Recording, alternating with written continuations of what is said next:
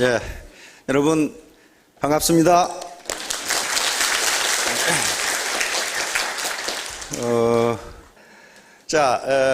오늘 제가 하려고 하는 얘기는 시간 낭비죄입니다. 시간 낭비죄. 시간 낭비죄를 저지르면 어떻게 되는가 하는 것을 말씀을 드리도록 하겠습니다. 원래 우리가 인생을 80년을 살면은 시간으로 계산해 보세요. 70만 시간이 됩니다. 70만 한 800시간. 70만 시간이에요. 그러면 우리가 80년을 산다는 것은요, 우리가 저축해 놓은 70만 시간을 이렇게 빼쓰는 겁니다. 한 시간 뺐으면요, 그건 다시 저축할 수가 없어요. 지나가 버려요. 그래서 여기에 와서 강의를 들으시는 이 시간도 사실은 자기가 저축해 놓은 생명을 빼서 쓰는 거예요. 그러니까 시간은 곧 뭐가 됩니까? 생명이고 인생이 됩니다. 따라서 시간을 낭비하면은 시간을 낭비한 죄를 짓게 되는데, 그것이 이 세상에 인간이 지을 수 있는 죄 중에서 가장 무거운 죄라고 기록을 하고 있습니다. 근데 그게 청교도 윤리에서 나오는 건데, 막스 베버라고 하는 19세기와 19세기 후엽 20세기 초에 세계에서 가장 최고봉의 지식인 중에 한 사람이었던 막스 베버라고 하는 사람의 청교도 윤리와 자본주의 정신이라는 책에 그게 들어있어요. 들어있는데 그것을 빠삐용이라는 영화에서 그 말을 인용함으로써 유명하게 된 겁니다. 빠삐용이라는 영화는 실제로 앙리 살리에리라고 하는 사람이 쓴 전기를 영화한 겁니다. 젊었을 때 건달로 살다가 맨 술집만 돌아다니고 그러다가 포주가 죽었어요. 그런데 이 살인 혐의를 빠삐용이 뒤집어 쓰고 감옥에 갇힙니다. 그 감옥이라는 데가 프랑스 식민지 기아나라고 하는 것인데, 저기 남미에가 있습니다. 그런데 자기는 그 포주를 죽인 적이 없다는 거예요. 그리고 실제로 안 죽였어. 그러나 감옥에 갇혔어요. 그러니까 어때요? 억울하니까 계속 탈옥을 해. 탈옥을 시도를 해. 탈옥을 10번이나 하다가 탈옥을 할 때마다 어떻게 됩니까? 범죄가 점점 무거워지죠? 탈옥죄가. 그래가지고 탈옥을 계속 꿈꾸면서 잠자다가 자기는 죄가 없다고 생각했는데 12명의 배심원이 늘어선 재판장에 가니까 포주를 죽였다고 하는 게 네 죄가 아니다 그런 말이야. 인생을 낭비한 죄, 인생을 낭비한 죄, The crime of wasted life. 즉 인생이 곧 시간이니까 시간을 낭비한 죄, 너는 그것은 사형에 해당한다 그랬단 말이에요. 그러니까 빠삐용이 자기 죄를 인정합니다. guilty, 유죄. 유죄군요. 내 인생을 낭비했습니다. 그 낭비한 죄는 징역도 아니고 사형이다 그런 말이에요. 인생을 낭비하면 자기가 자기 자신을 죽이는 거거든요. 시간을 낭비하면 그런 얘기입니다. 자, 빠삐용 요 책 이름입니다. 책, 앙리 살리에리. 요 사람이 프랑스랑 기아나에 투옥이 되는데 이 탈옥을 포기를 하네. 포기를 하니까 계속 탈옥을 하니까 어때요? 밥도 완전히 우리 같으면 된장 국물밖에 안 줘. 밥을 안 줘. 그러면 탈옥을 하려면 어떻게 돼야 됩니까? 체력이 있어야 돼요. 체력이. 그 절에 고도인데 헤엄쳐 나와야 되는데, 그래서 그 어두운 감옥에서 불도 안 켜지니까 지네와 바퀴를 잡아먹으면서 체력을 유지합니다. 그 단백질이에요. 지금 생각하면 그거 어떻게 먹나 그러는데, 여러분들이 감옥에서 탈옥을 해야 된다고 생각해 보세요. 지네도 잡아먹고 바퀴도 잡아먹어야 돼요. 빈곤이라는 감옥에서 탈옥을 한다고 생각해 보라 그 말이야. 그런 고통을 안 겪고 어떻게 나오냐. 자, 여기 보세요. 여기도 꿈꾸는 장면입니다. 자, 여기 지금 지네하고 바퀴를 잡아먹는 장면입니다. 그리고 어때요? 체력을 유지하기 위해서 감옥에서 운동을 하잖아요. 운동을. 안 그러면 탈옥을 못 하니까.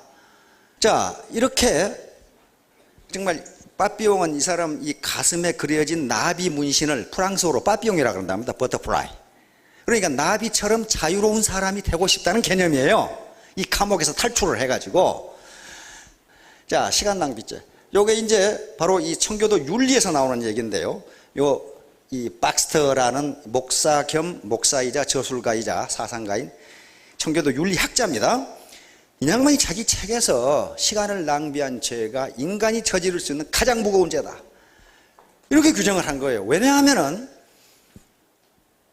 모든 직업은 신이 준 것이다. 절대자가 당신은 이거 하라고 이 직업을 줬다 이 말이에요. 그런데 절대자가 당신에게 준 직업을 소홀히 하고 게으름을 핀다는 것은 그건 신을 모독하는 것이라고 봤어요. 그러니까 게으름을 피우는 사람이 가장 중재다 이렇게 생각한 거예요. 이걸 막스 베버가 인용을 합니다. 자, 게으름을 피면 이렇게 돼요. 이게 빈곤의 감옥에 갇혀가지고, 빈곤의 철장에 갇혀가지고 무직이라든가 실직, 빈곤, 무기력, 자포자기, 분노, 이게 우리가 가치 있다고 생각되는 일을 빈곤은 아무것도 못하게 해요. 사회적인 활동, 친구들 간의 우정, 그 다음에 효도, 자녀들에 대한 교육, 사회적인 봉사, 이걸 무슨 경제적 자유가 있어야 할 거 아니에요. 우리가 가치 있다고 생각되는 어떤 덕목들인데 그걸 못하게 한단 말이에요. 그리고 이쪽으로 끌고 들어가요. 이쪽으로. 그런데 요것은, 빈곤은 이 죄값은 누가 치러야 되냐? 스스로 치러야 된다. 스스로. 아무도 대신 못 해줘요. 우리 속담에 빈곤은 나라님도 구제 못한다 그런 말이 있죠. 그 말이 무슨 말이냐면요, 흉년이 들었다 또는 백성이 가난하다 그러면 임금님이 구휼미를 풀어서 당장은 굶어 죽지 않게 해줍니다. 그러나 그 가난 자체를 구제하지 못한다 그런 말이에요. 언제까지 밑빠진 독에 물 붓는 식으로 정부가 어떻게 계속 구휼미를 주느냐 그런 말이에요. 그러면 가난 구제는 누가 해야 된다? 자기가 할 수밖에 없다는 거예요. 자기가 할 수밖에 없다. 자기가 할 수밖에 없다. 미국에도요, 미국이 세계에서 최고 잘 사는 나라인데 거지가 득식을 해요. 뉴욕이나 LA 가보세요. 한 푼 줍쇼 한 놈이 무지무지 많아. 그놈들은 또 커피값 달라고 그러더라고. 우리는 한 푼 줍쇼, 우리 지금 뭐 값 달라고 그러나? 라면값 달라고 그러나? 뭐라고 그러나? 그럼도 커피값 달라고 그래. 거지가 많아요. 그렇게 잘 사는 나라인데. 그러면 국가는 잘 사는데 개인이 못 산다. 그건 누구 책임이? 자기 책임이에요. 자, 그러니까 시간을 자기가 낭비하는 것이 중재 중에 중재라면 남의 시간을 뺏는 것은 어떻게 되겠어요? 그건 중재에 아마 곱하기는 몇 배가 된단 말이에요. 남의 시간을 뺏는 거, 야 나는 남의 시간 안 뺏었는데, 그렇지가 않아요. 남의 시간 뺏는 일이 굉장히 많습니다. 자, 요건 남의 시간을 뺏는 것은, 시간은 곧 생명이라고 그랬으니까, 인생이라고 그랬으니까 남의 시간을 뺏는 건 남의 생명을 몇 시간 뺏는 거하고 똑같다 그 말이에요. 지금 119 장난 전화질 해가지고 얼마 전에 잡혀간 놈 있죠. 그러면 그 나이가 뭐 40 몇 썼던데 천하에 할 일이 없어 그런 짓만 하고 앉아다니는 거예요. 그래가지고 벌금 1000만 원에 구류 일주일, 아주 대박 썼죠. 대박 썼어. 장난 전화를 하다가. 그거 왜 그래요? 119 우리 이 소방관들이 해야 할 일이 무지무지 많은데 그 시간을 뺏은 거예요. 시간을 뺏으면 다른 일을 못 하잖아요. 불 끄러 가야 되고 범죄 잡아야 되고, 그리고 국가 예산 낭비. 이걸 기회비용이라고 그럽니다. 그 인력들이 다른 일을 해야 되는데 그놈 장난 전화들 때문에 헛간데 갔다가 시간 낭비한 거, 다른 일을 할 수 있는 기회를 상실해 버렸어요. 그렇죠? 그걸 기회비용이에요. 그래서 그건 처벌을 합니다. 그래서 이 시간 도둑질은 엄청난 기회비용을 유발합니다. 그러니까 누구한테 사기를 친다거나 남의 것을 빼앗아 먹는다 하는 것은 그 사람 시간 도둑질이에요. 그 사람이 정당하게 번 것을 뺏어 먹는다. 이게 시간 도둑질이란 말이에요. 이건 죄 중에 큰 죄입니다. 그러니까 편법과 불법행위, 이것들이 전부 그래요. 애터미 사업을 하면서도 편법과 불법으로 애터미의 이미지를 흐린다. 그러면 어떻게 돼요? 사업이 잘 안 되잖아요. 죽어라고 시간을 투입하는데 잘 안 될 거 아니에요. 그러면 남은 시간을, 불특정 다수의 시간을 뺏는 거랑 똑같아요. 자기 이익을 위해서. 그건 범죄 중에 범죄입니다. 자, 베팅 같은 것도 마찬가지예요. 베팅. N값이 무엇인지 모르는 분이 있을 건데, 하여간 베팅을 해서 자기가 투기 행위를 하면은 수당 지급이 전반적으로 떨어져 버려요. 그건 뭐예요? 다른 사람들의 수당을 뺏어서 자기 주머니에 넣는 거랑 똑같아요. 이건 도둑질 중에 큰 도둑질이에요. 이건 반드시 처벌을 해야 된다. 자, 이제 제일 문제가 리더입니다. 여기서 저는 국가 지도자들만 예를 들었어요. 리더. 가장은 가족의 리더고, 회사의 리더는 경영자들이고, 이런 리더들이 잘못하면은 엄청난 시간을 도둑질하게 됩니다. 이건 죄 중에 중죄 중에 중죄예요. 자, 이런 국가들을 뭐라고 그러냐면 건달 국가라 그래요. 로그스는 깡패 국가라 그럽니다. 지금 후진국들은요, 후진국, 아프리카, 동남아시아, 중남미의 후진국들은 거의 대부분이 깡패 국가예요. 건달 국가, 깡패 국가는 뭘 깡패 국가라고 하냐면 국가 자체가 도둑인 국가, 정부 자체가 도둑인 국가를 건달 국가라 그러는데 거의 대부분 정부 자체가 도둑이에요. 우리 한국인의 문화 중에 가장 외국인에게 잘 알려진 문화가 빨리빨리 문화죠.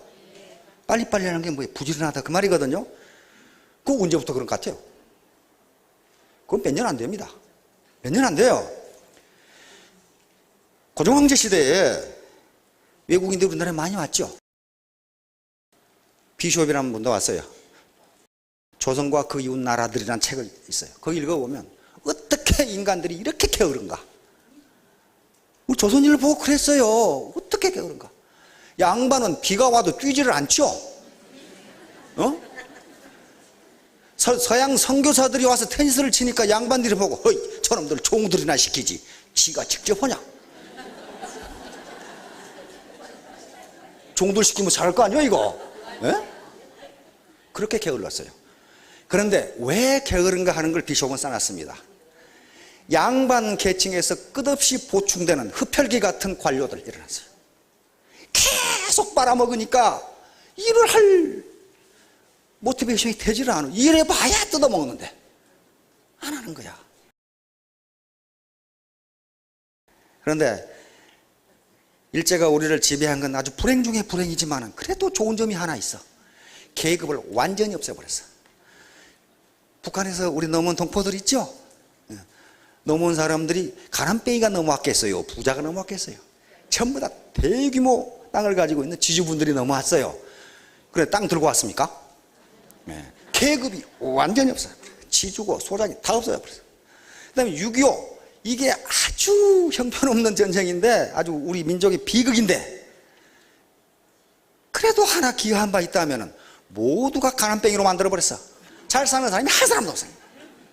그러니까 어때요? 전부 다 맨바닥에서 시작하니까 자기 노력에 따라서 자기 얼마나 열심히 일하느냐에 따라 사회 상층부로 올라갈 수 있는 모티베이션을 줬단 말이에요. 그때부터 바빠진 거예요. 바빠진 거라고요. 뺏어먹는 놈이 있으면 바빠지지가 않아요. 실컷 일해봐야 뺏어가는데 뭐 때문에 이러겠어요. 다음에 나오는 국가들이 그런 국가들입니다. 자, 이 양반은요 하버드 대학에서 후진국의 경제발전 문제를 세계 석학들이 모여서 2주간 세미나를 했는데 그걸 책으로 만들어냈어요. 그게 우리나라에 번역돼 나왔습니다. Culture Matters 그래가지고 문화가 중요하다. 근데 이 양반이 헌팅 20세기의 가장 최고의 지식인 중에 한 사람인데 이 양반이 서문을 쓰면서 아이고 우리 한국 학자들은 가서 구경도 못했는데 느닷없이 서문에 한국과 가나는 이렇게 딱 나와요. 이게 무슨 얘기냐 하면은 60년대 초에 한국과 가나의 경제 상태를 보니까 똑같았다 이 말이야. 오히려 가나가 소득이 높았다. 그런데 90년대 초에 다시 데이터를 보니까 한국은 세계 제14위의 경제대국이 됐는데 가나는 지금 또 그 모양 그 꼴이다. 이걸 어떻게 설명해야 되느냐 하는 게 이걸 어떻게 설명해야 되느냐. 이게 뭐 때문에 그렇다고 보느냐. 모든 객관적 조건은 가나가 훨씬 한국보다 낫다는 거예요. 낫는데 어째서 한국은 이렇게 성장을 했는데 가나는 그 모양 그 꼴이냐. 그래서 결론을 그 원인은 문화라고 밖에는 설명할 방법이 없다 그래놨어요. 한마디 말로 문화인데 한국은 경제가 발전할 수 있는 동력이 어떤 정신적 지주가 있다는 거예요. 다시 말하면 시간선용입니다. 이 양반이 이렇게 글을 쓰니까 오바마 대통령이 또 느닷없이 오바마 대통령이 헌팅턴의 글을 읽은 것 같아요. 오바마 대통령 아버지가 케냐 사람이거든요. 그렇죠? 백악관으로 이 양반이 대통령이 돼가지고 아프리카 청년 지도자들 100여 명을 초청을 해가지고 거기서 연설을 했어요. 연설을 하면서 느닷없이 우리가 한국 사람 참석도 안 했는데 한국과 케냐를 똑똑 비교했어요. 자기가 태어났을 때, 1961년에 태어났어요. 케냐는 한국보다 소득이 많았다. 그런데 지금은 한국은 공업국가, 발전된 공업국가가 됐는데 케냐는 아직도 식량 문제 해결 못한다. 이렇게 딱 해놨어요. 그 뭐 때문이냐? 케냐는 지난 50년을 허비했다. 딱 해놨어요. 허비했다. 그러면서 국가 바란스, 다시 말하면 국가 관리가 허술하다. 다시 말하면 부패했다. 부패했다. 자, 1965년에 우리 106달러, 가나 우리보다 어때요? 2.5배예요. 가나는 굉장히 아주 농토가 좋은 땅이고 농사짓기에 좋은 나라고, 그 다음에 지하자원이 무지무지 많은 나라예요. 자, 케냐 우리가 갔죠. 근데 시간이 지날수록 어떻게 됩니까 이게? 지금 비교를 한다는 것 자체가 우습게 돼버렸어요. 작년에 우리가 22,778 이렇게 됐어요 지금. 이걸 보고 오바마 대통령이 한국은 분명히 케냐도 그렇게 될 수 있다, 지금 그 희망을 주는 거예요 거기서. 그러면서 한국이 그렇게 했다면 케냐도 그렇게, 아프리카 국가들도 그렇게 할 수 있다. 그런데 문제는 good governance, 국가 관리가 허술하다, 즉 부패했다. 그런 말이에요. 부패했다. 필리핀이요. 우리 박 대통령이 필리핀 가가지고요 얼마나 푸대접을 받았던지 말이죠. 완전히 마르코스라는 대통령이 촌뜨기 취급해가지고 다른 나라 국가원수들은 인류 호텔에다 방을 잡아놨는데 박 대통령 방은 오막살이 같은 여관에다 잡아놨어. 그렇게 푸대접을 해가지고 박 대통령이 화가 치밀었는데 이 새끼 두고 보자 말이야. 근데 당장 5년 만에 우리가 뒤집었어요. 그걸. 필리핀은 그 당시 엄청난 선진국가였어요. ADB, 아시아개발은행이 말레이시아에 있을 정도니까 필리핀이 아시아의 최고 선진국이라는 걸 나타냅니다. 자, 우리 땅덩어리 99,000밖에 안 돼요. 가나는 어떻습니까? 인구가 우리 절반인데 땅덩어리는 우리 3배예요. 그렇죠? 굉장히 살기 좋은 나라예요, 여기가. 케냐는 우리하고 인구가 비슷한데 우리 땅덩어리가 우리보다 6배예요. 굉장히 살기 좋은 나라예요. 필리핀, 인구가 우리 2배인데 땅덩어리 3배예요. 지하자원이 무지무지 많습니다. 여기가 케냐예요. 케냐 있죠? 요 나이로비가, 케냐의 수도 나이로비가 우리로서는 아프리카 진출의 교두보입니다. 이게 계속적으로 우리 우방이었거든요, 케냐가. 그리고 세계에서 가장 육상을 잘하는 나라. 그냥 그것밖에 할 것이 없어요. 다른 거 하면 공무원들이 다 뜯어먹어버려요. 저번에 텔레비전에 그게 나오더라고. 아니, 이 나라가 농토가 무지개 기름지고 비도 오고 그러는데 농사를 안 지어. 우리 기자가 묻더라고. 아, 농사 지면, 옥수수 농사 지면 먹고 사는데 왜 안 짓냐 그러니까 농사를 지으면 거기서 나온 수확보다 공무원이 떠들어간 게 더 많대요. 그러니까 안 지어버린 거예요. 왜 그 모양 그 꼴인지를 알 수 있죠. 국가가 도둑인 국가. 국가 정부 자체가 도둑이에요. 그러니까 계속 뜯어먹으니까 안 해. 자, 여기가 가나가 여기 있습니다. 가나. 여기요. 여기를 황금해안이라고 그러는데 굉장히 살기가 좋기 때문에 열강들이, 19세기 열강들이 아프리카를 진출할 때, 아프리카를 지배할 때 이쪽을 통해서 이렇게 갔어요. 그렇게 살기가 좋은 나라예요. 그래서 두 나라를 헌팅턴이 가나를 비교했고 오바마 대통령이 케냐를 비교한 거예요. 자, 가나 국교 대서양이죠. 가나, 코트디부아르, 이렇게 있죠. 나라들이 이렇게. 이게 강이, 볼타강이랑 강이 국토를 이렇게 흐르고 있기 때문에 굉장히 비옥하단 말이에요. 그리고 망간이라든가 지하자원이 무지무지 많고 코코아라든가 고무 이런 것들이 많이 나는 나라예요. 그래서 지금은 근데 계속 쿠데타야. 근데 지금은 다행히 정치가 안정돼서 경제가 아주 빠른 속도로 성장하고 있어요. 다시 말하면 정부가 뜯어먹지만 않으면 국민들은 빠른 속도로 경제는 빠른 속도로 성장한다. 지금 그런 얘기입니다. 케냐는 여긴데요. 케냐는 우리보다 땅덩어리 6배니까 관광 자원만 가지고도 먹고 살아요. 여기 보세요. 여러분들 마사이마라 동물 왕국 보면 계속 나오죠. 여기 마사이마라하고 세렝게티, 그리고 빅토리아 호수 넓이가 한 7만 평방킬로미터. 그렇게 되니까 우리 대한민국만큼 해 호수가. 얼마나 자원이 많겠어요 여기에. 그 다음에 여기에 킬리만자로 들어봤죠? 날씨가 서늘하고 동물의 왕국. 요것만 가지고도, 관광 자원만 가지고도 먹고 산단 말이에요. 그런데 지금 전부 다 맨발을 먹고 뛰뛰기만 하고 있어요. 다른 거 해봐야 뺏어가니까. 예, 여기에 마사이마라. 이게 지금 빅토리아 호수입니다. 면적이 거의 7만이죠. 7만 평방킬로미터란 말이에요. 우리가 9만 평방킬로미터니까 얼마나 호수가 크고 자원이 풍부한지를 알 수가 있죠. 우리나라 동아프리카 요 무역과 금융의 중심지이고 우리나라의 아주 절대적인 우방입니다. 자, 필리핀 마찬가지죠. 이게 지도계층의 아주 끝도 없는 부패. 요게 필리핀을 망가뜨린 겁니다. 왜? 백성들이 무기력에 빠져버려요. 백날 해봐야 뺏어가니까. 안 해. 뺏기는 걸 뭐 때문에 하겠냐. 필리핀. 우리가 106달러일 때 189. 이것만 해도 2배 이상이죠. 그러나 통계에 따라서는 3배, 5배까지 있습니다. 그런데 지금 어때요? 시간이 지날수록 필리핀은 가만히 있고 우리는 계속 성장한단 말이에요. 자, 이때를 보세요. 우리가 10배예요. 10배. 필리핀은 10배란 말이에요. 그러니까 박 대통령을 그렇게 푸대접했던 사람들인데 지금 어때요? 왔다 하면 푸대접해야 되겠죠. 그렇게 하면 안 됩니다. 왜냐하면 필리핀은 6.25 때 우리에게 군대를 파견해서 싸운 나라예요. 그래서 우리가 지금 필리핀에 계속 건설을 해주고 있죠. 학교도 지어주고 계속 뭡니까 또 기술연수원도 지어주고 6.25 때 은혜를 갚아야 될 거 아니에요. 필리핀이 군대를 파견한다고 했을 때 전부 반대했어요. 필리핀에서. 왜냐하면 그렇게 추운 나라에 가서 그렇게 형편없는 거지 같은 국가를 왜 도와주냐 이거야. 그것도 무지무지 거지 같은 국가였거든. 그런데 마카팔카 대통령이 보내라고 해가지고 온 거예요. 이 양반이 필리핀을 말아 드신 분인데, 마르코스 혼자 드신 게 아니고 이분하고, 이분이 미스 필리핀이라는데 난 뭐가 이뻐서 이 양반이 미스 필리핀. 이야, 아주 그냥 욕심만 그냥. 연세가 드신 분들은 이분 어디서 봤을 거예요. 우리 유경수에서 서거했을 때 조문 왔던 사람이에요. 근데 이 양반이 조문 와가지고 아주 말썽이 많았어요. 화려한 옷에다가 이 선글라스를 이마에다 끼고 왔거든. 요거. 여기다 떡 선글라스를 거치고 턱 형을 이렇게 하고 있으니까 그 당시 우리는 굉장히 보수적인 국가잖아요. 한마디로 말해서 쏘갈머리가 없다 그 말. 자, 이게 지금 도망간 다음에 대통령궁을 찾아보니까 저 신발이 2,500켤레가 나왔거든. 그래서 전시해 놨다고 그럽니다. 근데 빤스는 전시를 안 하는 거야. 빤스는 3,500장을 사놨다고 그러는데 언제 입으려고 그렇게 사놨는지. 그런데 필리핀이 안 되는 이유를 알 수가 있어요. 아주 초특급 호텔에서 80의 생일잔치를 하는 겁니다. 5년 만에 돌아와가지고 하원의원이 됐고, 딸은 주지사가 됐고, 아들은 상원의원이에요. 필리핀을 완전히 말아 드셨는데, 그럼 그 말은 무슨 말이에요? 필리핀의 지배 세력이 다 똑같은 놈들이라고. 다 강도들이다 그 말이에요.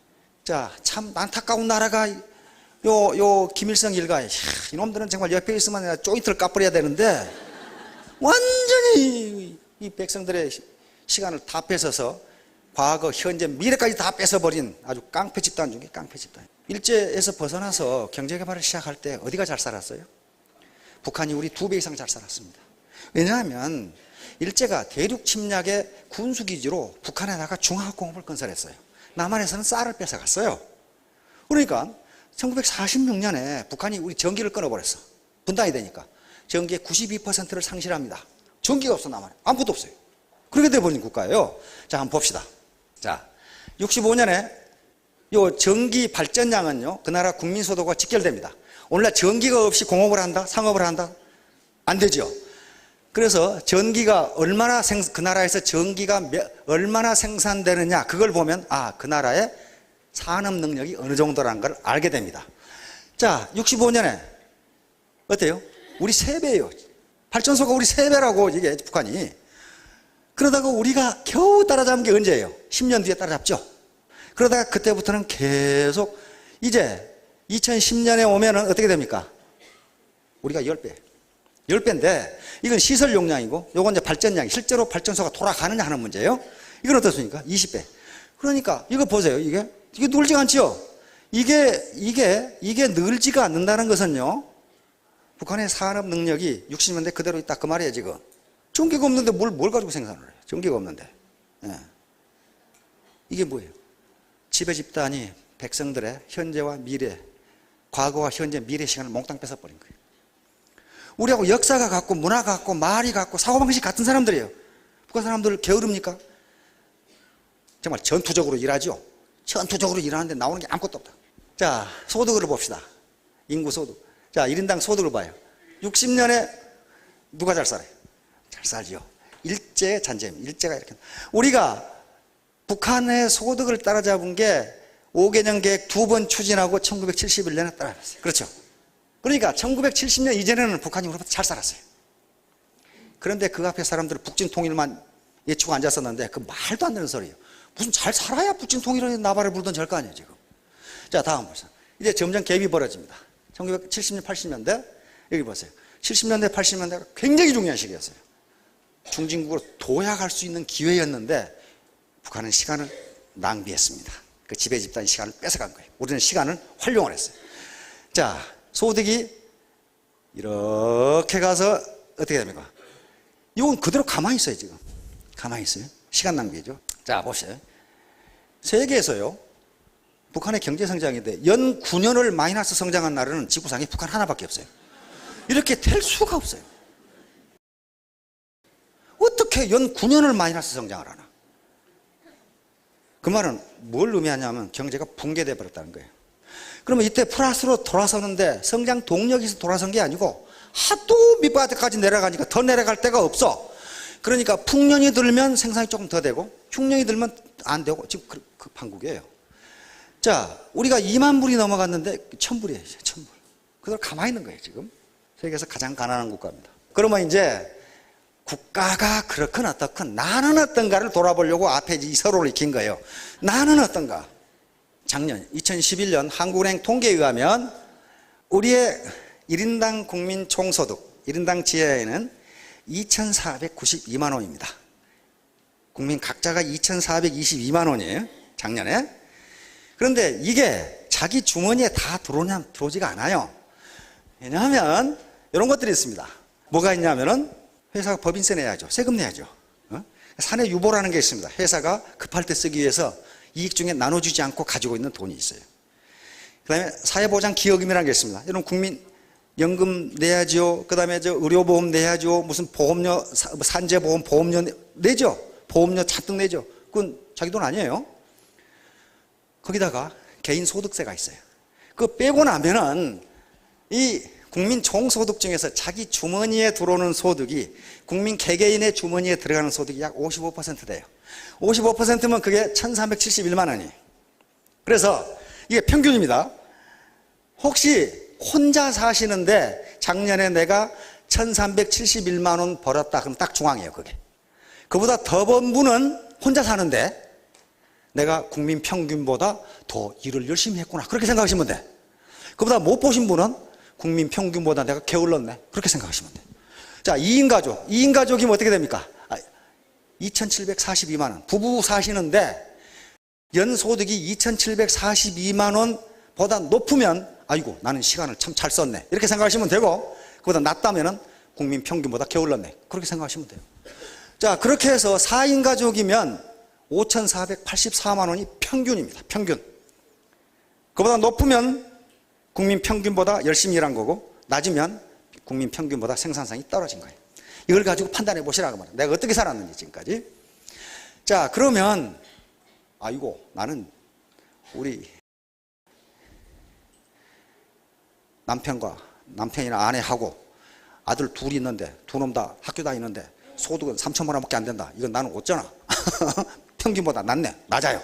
평균보다 낮습니다. 낮는데 여기서 끝나면 절망이 되죠. 네. 절망이 되는데 자, 이게 집착할 필요는 없습니다. 시간을 압축하고 시간을 창조하고 시간을 복제할 수 있는 방법이 있습니다. 그게 유일한 방법이에요. 자, 소득을 크게 노동소득과 시스템소득으로 나누었습니다. 이렇게 나누는 것은 법률적으로 이렇게 나누는 것도 아니고 경제학적으로 나누는 것은 아닙니다. 이것은 노동과 소득이 어떤 관계에 있느냐의 관점에서 제가 이렇게 나눈 거예요. 이 네 가지 방법 외에 다른 방법이 다른 한 가지 소득이 더 있습니다. 공짜로 생기는 소득. 이걸 이전 소득이라고 그럽니다. 다시 말하면 미국에 있는 자녀가 한국에 있는 부모에게 생활비를 송금해줬다. 이건 공짜로 생긴 거예요. 그 소득은 소득입니다. 그 다음에 종교단체에서 또는 국가에서 생활비를 지원해줬다. 이거 소득은 소득이에요. 그런 건 제외한다 그 말이에요. 자기가 노동을 해서 번 소득. 자, 그러면 요 크게 노동소득과 시스템소득인데요. 노동소득의 가장 전형적인 건 요겁니다. 임금소득입니다. 이건 회사원이건 일용직 노동자건 공무원이건 장교건 마찬가지예요. 여기 임금을 받고 노동을 제공하는데 이 경우에는 소득과 노동을 맞바꾸는 거예요. 다시 말하면 자기 노동 공급이 중단되는 순간 소득도 중단돼요. 그렇잖아요. 회사에서 퇴직했는데 회사에서 계속 봉급 줍니까? 안 주는 거예요. 자, 자유업, 자영업. 이것도 비즈니스 소득, 사업 소득이라고 하는데 이것도 소득과 노동을 바꾸는 것은 틀림없어요. 다시 말하면 개업의사라든가 회계사라든가 변호사라든가 그렇지 않으면 지금 연예인들이라든가 축구 선수라든가 박지성이처럼 선수라든가 이런 사람들도 많은 돈을 벌지만은요 노동과 소득을 맞바꾸는 거예요. 박지성 선수가 축구를 못하게 됐다. 저기서 계속 봉급 줍니까? 안 줘요. 노동과 소득을 맞바꾸는 거예요. 그래서 이것도 현재 소득이 많을지 모르지만은 노동 공급이 끝나는 순간 소득도 중단돼 버립니다. 바로 거지로 떨어진단 말이에요. 빈곤으로 떨어져 버려요. 자, 그래서 임금 소득과 요 자유업 또는 자영업에서 젊어서 일해가지고 무엇 때문에 일을 하느냐? 요 4번을 축적하려고 해요. 자본 소득을 얻기 위해서 축적합니다. 여기서 얻은 소득, 젊었을 때 여기 소득을 벌어가지고 자본을 획득하면 자본이 우리 시장경제 시스템이 계속적으로 소득을 창출해줘요. 자기 노동한다고 나오는 게 아닙니다.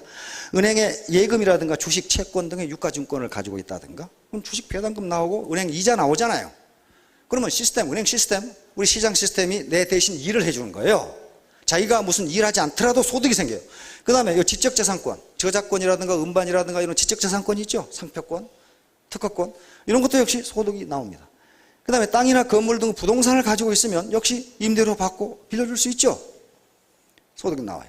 그래서 요 자본소득, 이 자본을 소유하기 위해서 여기서 돈을 벌어서 자본을 갖게 되는데 문제는 퇴직한 세대들의 우리나라의 거의 대부분 80%가 자본소득이 부족하다는 거예요. 겨우 집 하나 샀는데 얘들 교육시키고 부모 봉양하고 그러다 보니까 막상 퇴직을 하니까 자기가 쓸 돈이 별로 없다 이렇게 된 거예요. 이게 하우스푸어라는 거란 말이에요. 집은 있는데 쓸 돈이 없다. 왜? 요 소득 창출 자본이 없기 때문이에요. 자, 그러면 요게 이제 시스템, 사업소득인데 자기 시스템을 갖는 거예요. 시스템을 갖는 방법은 세 가지가 있습니다. 요 세 가지 외에 다른 시스템을 갖는 다른 방법이 있으면 저한테 좀 알려주세요. 제가 찾기는 지금 세 가지밖에 못 찾았어요. 먼저는 자기가 시스템을 만드는 거예요. 창업하는 거예요. 기업을 만드는 거예요. 삼성의 이병철 회장님이나 현대 정중 회장님은 맨주먹으로 기업을 만든 거예요. 그렇죠? 자기 시스템을 가지니까 이 양반들이 어디 가서 뭘 하건 소득이 올라오게 돼 있어요. 왜? 누가 일해줘? 대신 일해준다. 시스템이 작동을 해요. 그 다음에 시스템을 사는 방법이에요. 프랜차이즈. 아주 좋은 프랜차이즈를 사는 방법. 그러나 이것도 만만치가 않아요, 지금. 그러면 나머지 하나는, 요건 두 가지는 돈이 있어야 되고, 그 다음에 시스템에 들어와서 자기 시스템을 만드는 방법. 현재로서는 네트워크 마케팅 한 가지 방법밖에 없어요. 다른 방법이 있으면 저한테 알려주세요. 아니, 못 찾았어요. 자기 시스템을 갖지 않으면요, 천하에 무슨 일을 해도 노동과 소득을 바꿀 수밖에 없어요. 자기 구멍가게를 해도 자기가 일 안 하면 문 닫으면 소득 안 나와요. 자기 그 시스템이 아니에요. 그것은 자기가 노동을 제공해서 고용주와 노동자가 같을 뿐이지 역시 노동과 소득을 맞바꾼단 말이에요. 그래서 이건 이 방법밖에 없어요. 자, 시스템을 만들려면 이 돈이 필요합니다. 10억 가지고 회사 한번 만들어 보시겠어요? 그거 한 달도 못 가, 한 달도 못 가 망해. 지금 대부분 그래요. 한 달은 가겠구만. 한 달은 잘 버티면. 이게 옛날에 정주영 회장님이나 이병철 회장님이 회사를 만드는 시간은 전혀 다릅니다. 지금은 지식 산업이 아니면은 노동지배 산업 같으면 되질 않아요. 이걸 사면 되는데 이게 목 좋은 데 살려면 10억 있어야 된대요. 10억 가지신 분은 하나 사가지고 한번 해보세요. 이건요, 사도요, 경영 능력이 없으면 안 됩니다. 제가 커피 프랜차이즈 하는 사람한테 물어봤는데 아주 그 집안에 커피를 다 하거든요. 로스팅까지 다 해서 제공하는데 커피점 10개 열면은 1개, 2개 살아남고 8개는 망한답니다. 왜 그러냐고 그랬더니 가서 커피를 먹어보면 안 돼요. 아, 이 집 망하겠네. 네. 다시 말하면 커피에 대해서 잘 알지도 못하는 사람이 커피는 똑같은 커피라도 그날의 온도, 습도 그런 거에 따라 전부 맛이 다르다네요. 어떻게 또 이 로스팅을 하는지 다 다르고 그런데 그런 델리케이트한 지식이 없고 능력이 없으면요. 커피 마시는 사람들은 뭐 때문인지 모르는데 저 집 커피는 맛이 없어. 그렇게 된다는 거예요. 그래서 망하고 흥하는 걸 누가 제일 잘하냐고 물어보니까 우유 배달하는 사람이 제일 잘한대. 저 집에 우유 아침에 몇 개 들어가 보면 이 집 망하겠네. 이 집 잘 되는구만. 금방 안 돼요. 그런데 자기가 가서 먹어보면은 이 집 괜찮네. 이 집 망하겠네. 안답니다. 그러니까 아무나 성공하는 게 아니고 재수가 없어 망하는 게 아니고 능력이 없는 거예요. 노력을 안 하는 게 노력을. 그래서 시스템을 이제 소유하는 방법 세 번째는 시스템에 들어가서 자기 시스템을 만드는 거예요. 이게 지금 네트워크 마케팅 사업이에요. 특히 애터미 같은 경우는 진입비가 없어요. 지가 하고 싶으면 하고 말고 싶으면 말고 해요. 또 나가고 싶으면 나가고 말고 싶으면 말고. 그러니까 시스템에 들어와서 자기 시스템을 만들 수 있느냐 없느냐 하는 거예요 지금. 그러면 시스템을 갖는 거예요. 그 시스템을 갖는데 방판하고는 달라요. 시스템을 자기 자손에게 어떻게 한다? 상속이 가능해요. 지금 그런 분들 여기 와 계시죠? 남편이 이거 하니까 그냥 잡아먹으려고 그러고 말이야. 그래서 이거 한 번도 안 해보신 분인데 갑자기 돌아가셨어. 사고로. 근데 지금 열심히 나오셔요. 왜냐하면 남편 수당이 800만 원이었거든. 자기는 열심히 일해서 한 달에 150만 원 벌었는데 남편을 욕을 바가지로 퍼부었는데 남편 수당을 보니까 800만 원이요. 왜 그게 가능해요? 상속이 가능하잖아요. 상속이 가능하니까 그게 가능해요. 자, 그래서 이제 문제는요, 시스템을 자기가 만들 수 있느냐 없느냐. 그 다음에 자기가 이 시스템에 들어올 거냐 말 거냐 하는 것은 스스로 결정해야 됩니다. 자, 요거예요 이제. 시간 복제라는 것은 요 네트워크 마케팅, 문자로 네트워크, 휴먼 네트워크입니다. 인간 그물망이기 때문에 혼자 하는 게 아니에요. 여러 사람이 100만 명이 같이 일을 하기 때문에 내가 1시간 일하면 100만 시간 일하는 거랑 똑같다. 그 말. 시간을 압축하고 시간을 창조하고 시간을 복제한 거죠. 요 세 말은 다 똑같습니다. 똑같습니다. 내 밑에서 100사람이 일했다. 그러면 내가 1시간 일하면 100시간 일한 거랑 똑같다 그 말이에요. 그럼 이건 시간 창조고 100시간 일할 걸 1시간 일했다. 시간 압축이고 내가 일하는 것도 똑같이 일했다. 시간 복제예요. 똑같은 말입니다. 이게 말을 물가로 끌고 갈 수는 있지만은 물을 먹는 것은 지가 알아서 해야 돼요. 어디 강제로 말한테 물 먹여본 사람 있어요? 안 먹습니다. 절대로 안 먹어요. 안 먹습니다. 그러니까 여기까지 어떤 지인이나 스폰서 또는 뭐 어떤 정보를 가지고 보고 오셨는데 이 사업의 시스템에 들어와서 내가 시스템을 만들 것이냐 말 것이냐는 그건 지가 알아서 해야 돼요. 자기가 알아서 해야 돼요. 이게 셀프 리더십입니다. 자기가 자기를 리드해야 되지 결코 누가 강요해서도 안 되고 강요한다고 해서도 안 되고 자기 판단에 의해서 해야 된다. 셀프 리더십입니다. 지금 국가나 경제 발전 다 마찬가지예요. 그래서 이제 에트엠의 이런 네트워크 사업의 비밀은 바로 스폰서십과 파트너십입니다. 이 두 개는요 똑같은 말이에요. 왜냐하면 누구도 나는 스폰서이고 저 사람은 파트너이고 그런 게 없어요. 스폰서이자 곧 파트너예요. 자기가 누군가 있잖아요. 그렇죠? 그렇기 때문에 요게 서로 시간을 낭비하지 않고 쓰는 방법은 스폰서가 자기의 노하우 그 다음에 이런 것들을 컨설팅을 해주고 도와주고 어려운 사람이 있으면 도와주고 이렇게 상부상조하면서 같이 가는 거예요. 그러면 그게 도와주는 게 스폰서에게 해롭냐? 그렇지가 않아요. 자기에게도 이익이 된단 말이에요. 상호이익이에요, 상호이익. 이런 것들 때문에 낱낱을 보면 능력이 없는 것 같은데 모아놓으면 힘을 발휘하는 현상. 이걸 초유기체라고 그럽니다. 슈퍼 오가니즘이라고 그래요. 여기서 나오는 게 집단지성입니다. 자, 이게 흰개미입니다. 하버드 대학의 생물학 교수였던 윌리엄 모튼 슐러 박사가 흰개미를 연구하다가 흰개미 하나에 이렇게 생겼어요. 이게 무슨 힘이 있겠어요, 이거? 이게 6mm밖에 안 돼요. 지금 확대해서 그렇지. 6mm밖에 안 되는데 요걸 만든다 그런 말이에요, 요걸. 요게 6m, 7m 되는 거예요. 어떻게 이렇게 만들었냐 말이에요. 어떻게? 흰개미 이 집에 공조 시스템을 보니까 에어 컨디셔닝 시스템이 기가 막히게 되어 있는 거예요. 기가 막히게. 지금 요걸 가지고 설계한 건물들이 많아요. 오스트리아 국회의사당이라든가 아프리카의 집들이 이렇게 하니까 연료비가 3분의 1로 다운돼 버려요. 얼마나 공기 유통이 잘 되는지. 요거 흰개미 머리에서 나온 겁니다. 흰개미 아까 치면 그거. 그래서 힐러 박사 깜짝 놀랐어요. 이게 뭐냐 이게. 다시 말하면 개개 유기체 하나를 띄워놓고 보면 아무 능력이 없는데 그 유기체가 모여서 하나의 거대한 유기체를 만드는 경우. 그러니까 거대한 유기체라는 게 뭐예요? 마치 자기의 개성을 죽이고 내가 이 집단에서 해야 할 역할이 무엇인가 그 역할만 했을 때 이런 힘이 나온다고 그랬어요. 그래서 그것을 슈퍼 오가니즘, 초유기체 이렇게 말하고 거기서 나오는 지성을 집단지성, 컬렉티브 인텔리전스 이렇게 말한 거예요. 자, 그래서 지금까지 연구에 의하면 어떤 개별지성도 집단지성을 능가할 수가 없습니다. 대중은 무지한 것 같지만은 거기서 발현되는 집단지성은 어느 누구도 능가할 수 없다. 다시 말하면 가장 전형적인 예가 북한과 대한민국이에요. 자, 역사 같이, 말 같이, 인종 같이 다 같아요. 문화 같이 다 같은데 우리는 집단지성을 발휘했고 북한은 엘리트들이 소수의 지성, 개별 지성 가지고 국가를 통치한 겁니다. 누가 이겼어요? 집단지성은요 무지한 것 같지만은요 거기서 중지라는 게 나옵니다. 중지. 자, 그래서 애터미 사업에서 성공하기 위해서는 아까 자기를 죽이고 초유기체를 만들면 거기서 시너지 효과가 나옵니다. 집단지성이 나와요. 자, 여기 이제 결론적으로 일근 천하문안사, 이건 정주영 회장님의 모토입니다. 생활 철학이에요. 지금 현대가의 모토가 이게 되어 있습니다. 한결같이 부지런하면 세상에 어려운 일이 없다. 게을러 빠져가지고 행운만 바라면 행운이 오지를 않아요. 그 다음에 진인사대, 이것도 정주영 회장님이 직접 쓰신 자기 좌우명이에요. 사람으로 할 일을 다 하고 운을 바라든지 뭐 그렇게 해라, 그런 얘기예요. 자기 할 일도 안 하고 나는 운이 없다, 그런 소리 하지 말라. 자, 하늘은 스스로 돕는 자는 미국에 있는 거죠. 요걸 항상 염두에 두세요. 왕후장상 영의정. 요것은 사기에 나오는 얘기입니다. 왕, 그 다음에 제후, 장군, 재상이 어떻게 씨가 따로 있느냐. 그 말은 부자의 씨가 어떻게 따로 있느냐, 이렇게 바꿔보란 말이에요. 씨가 따로 없어요.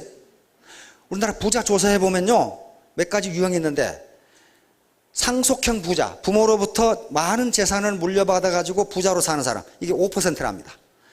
텔레비전에 맨날 그런 사람만 나오니까 부자는 다 그런 줄 알았는데요, 그 5%밖에 안 돼요. 한번 생각해 보세요. 5%면 안 되겠죠. 두 번째는 혼인형 부자, 마누라 잘 만나가지고 부자 된 사람들이 있어요. 이게 혼인형 부자예요, 이게. 그러니까 맨날 집에 가면 마누라 구박하죠. 아이고, 나는 어떻게 저 사람을 만나가지고. 그런데 마누라 잘 만나서 부자 된 사람은 또 집에 가보면요, 계속 마누라한테 구박당해요. 그렇죠? 차라리 그거 안 하는 게, 그게 5%예요. 그 다음에 전문가형 부자가 있어요. 전문가형. 선천적으로 탤런트를 타고난 사람들이 있죠. 예를 들면 우리 박지성, 부자죠. 아니 뭐 50억씩 받는데 부자죠. 그 다음에 김연아, 1년에 수백억 벌죠. 소녀시대 수백억 벌죠. 탤런트를 가지고 있는 사람들이 있어요. 그 다음에 의사라든가 변호사, 의사 변호사 다 잘 사는 거 아닙니다. 탤런트를 가진 사람만 잘 살아요. 그런 전문가형 부자가 30%랍니다. 그러면 합하면 몇 퍼센트? 40%. 나머지 60%가 뭐냐 하면은 자수성가형 부자로 돼 있어요. 무지무지 노력해가지고 창의적으로 열심히 일해서 부자가 된 사람들이. 그러니까 여러분들은 지금 혼인형 부자가 되기는 조금 지금 어려우실 것 같고, 또 그 다음에 부친께서 뭐 재벌이 되는 것도 좀 그렇고, 그렇죠? 그 다음에 지금 무슨 피겨스케이팅을 한다든가 그래가지고 좀 하기도 좀 그렇고, 그러면 나머지 60%가 자수성가형 부자예요. 그리고 시간을 압축하고 여기 나오신 분들처럼요, 창조할 수가 있어요. 지금까지 낭비했다면 시간을 압축하고 창조할 수가 있습니다. 이 사람들이 그렇게 한 사람들이에요, 지금. 자, 함께 가요. 그래서 혼자 독불장군식으로는 절대로 안 된다. 그것은 혼자 독불장군식으로 가면요, 삼성이나 LG나 SK 인재들에게 딸립니다. 딸려요. 그 사람들 굉장한 사람들이거든요. 보통 사람들이 아니에요. 1대1로 상대하면 져요. 그러나 초유기체를 만들어서 집단지성을 발휘하면 이길 수 있다. 자, 철창에 갇힌 뱀. 혼자 먹으려다 이꼴된다. 그 말. 혼자 먹으려다가 김종학이라는 사람이 자기 딸에게 보낸 그림 편지라는 책에 보니까 이 얘기가 들어있어요. 강원도에 어디 사는데 하루는 마당에 보니까 어린 새가 떨어져 있어요. 어린 새가 떨어져 있으면 강원도 그래서 뱀이 잡아먹어버려요. 그러니까 이걸 보호해야 되겠다 해가지고 새장에 넣어가지고 마당에 놔뒀어요. 어미새가 와서 먹이를 주기 좋게. 점심을 먹고 왔더니 새는 온데간데였고 뱀 한 마리가 새를 자시고 철창 안에 지가 들어가 있어. 그런데 하도 새를 지가 통째로 삼켜가지고 들어갈 때는 들어갔는데 나오지를 못해. 독식할 때 이런 현상이 나타납니다. 그래서 이 김종학 그 화백이 그 말은 제가 그래도 안 적어놨어요. 이놈의 자식을 때려 죽겠다고 나와 있거든요.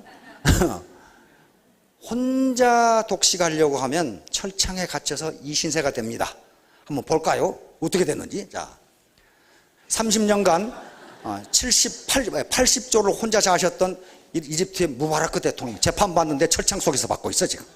호가호이, 다시 말하면 최고 권력을 등에 업고 혼자 독식하다가 최고 권력은 지금도 살아있는데 요놈은 여기 들어가 있어 지금. 지금 철창에 앉아 계시는 분들 많지요. 네. 혼자 독식하다 그렇게 된 거예요. 자, 하버드 도서관의 낙서. 하버드 대학은 세계 최고 대학입니다. 그런데 우리는 머리가 좋기 때문에 성공한다는 낙서가 하나도 없어요. 뭐라고 되는 거예요? 지금 잠을 자면 꿈을 꾸지만 지금 공부하면 꿈을 이룬다. 지금 잠자시는 분들은 꿈을 꾸시겠지만은 공부하면 꿈을 이룹니다. 꿈을 꾸시겠습니까? 이루시겠습니까? 한번 생각해 보세요. 이루셔야 되겠죠? 이 밑에 또 다른 낙서가 또 있어요. 지금 흘리는 침은 내일 흘리는 눈물이다. 그렇게 돼 있어요.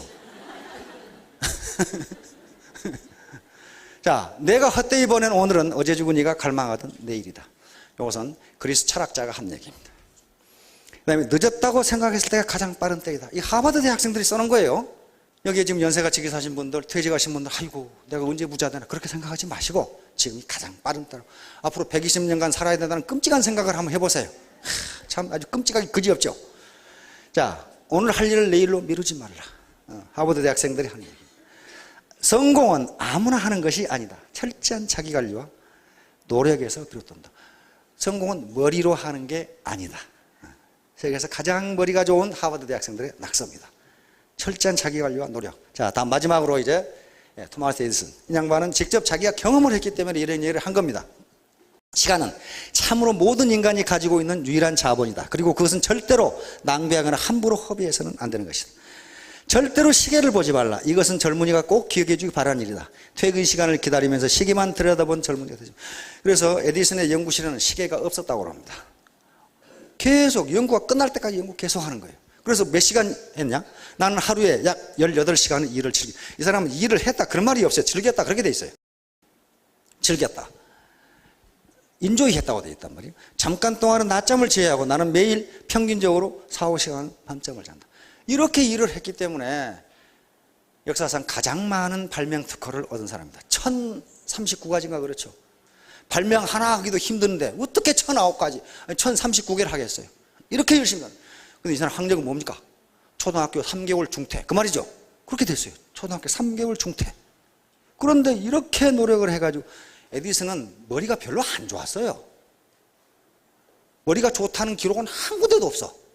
그러니까 머리가 상당히 나빴어요. 그런데 완전히 노력과 땀으로 이렇게 만든 사람입니다. 그렇다면 이제 오늘 여기 오신 분들도 아까 셀프 리더십을 얘기했는데요. 정보를 판단하고 분석하고 결심하고 내가 행동을 옮길 것이냐 말 것인가는 자기에 속하는 것이지 누가 강권하거나 또는 누가 해줄 수가 대신 없습니다. 자, 모두 성공하시기 바랍니다. 감사합니다.